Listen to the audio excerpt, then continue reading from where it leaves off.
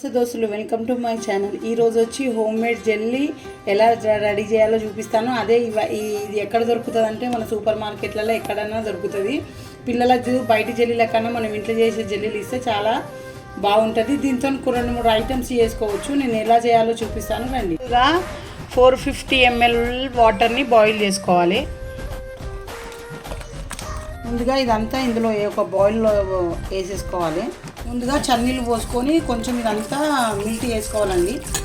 మొత్తం కరిగిపోవాలి. ఇది గిన్నె బాయిల్ అయినాయి కదండి. ఇప్పుడు దీన్ని ఆఫ్ చేసేసుకోవాలి. ఇప్పుడు ఈ వేడి వాటర్లో ఇది పోసుకొని మంచిగా మిక్స్ చేసేసుకోవాలండి. వాటర్ని మళ్ళీ మనం కొంచెం పొయ్యి మీద పెట్టుకొని హీట్ చేసుకోవాలండి. దీన్ని కలుపుతూనే ఉంటే మనకు థిక్నెస్ తెలిసిపోతుంది. ఇప్పుడు ఇది కొంచెం నార్మల్గా చల్లగైనాక వేడివేడిగా ఉంటే ఫ్రిడ్జ్లో పెట్టుకోవద్దు కదండి. అందుకోసం కొంచెం నార్మల్గా చిన్నగైనాక ఒక పెద్ద గిన్నె తీసుకొని దాంట్లో ఇది పోసేసుకోవాలి. ఇది ఫ్రిడ్జ్లో పెట్టేసేయాలి. మన జెల్లీ రెడీ అండి. దీన్ని షర్బత్లలో కానీ జ్యూస్లలో వాడుకోవచ్చు. మీకు నచ్చితే లైక్, షేర్, సబ్స్క్రైబ్.